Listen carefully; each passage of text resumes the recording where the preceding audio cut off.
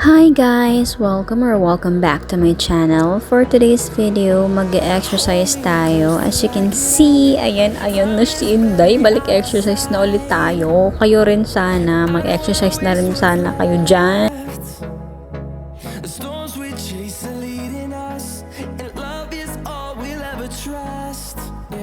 Lahat naman tayo medyo tamad, lalo na kapag feeling natin ay nakapag-exercise naman ako, nakapaglaba na ako,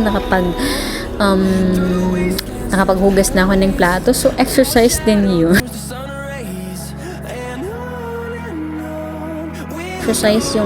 Exercise talaga, hindi ganon, iba yun, iba naman yun talaga yung katulad niyan.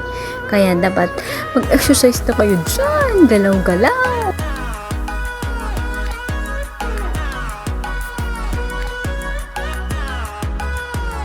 Slowly but surely.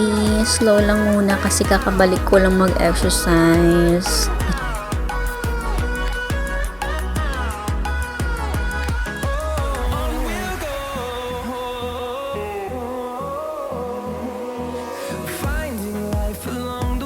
Take a deep breath. Inhale, exhale.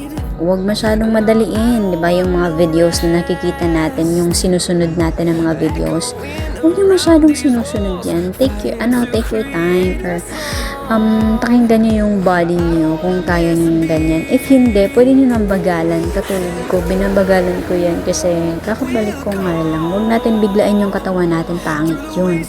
Medyo maiksi lang 'to, but actually, nag-exercise po ako like mga 30 minutes.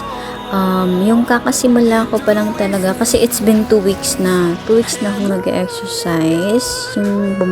Kasi on and off yung pag-exercise ko, kaya back to zero ulit. So, it's been 2 weeks na akong consistent nag-exercise. Like every other day or minsan straight 2 days, tapos pahinga naman the next day and then balik ulit. Ganon lang siya. And then sa food naman, medyo pinabawas-bawasan ko naman yung rice ko kasi dyan ako talaga, yung grabe yung rice ko. So ngayon binabawasan ko na yan. And dapat consistent tayo, guys.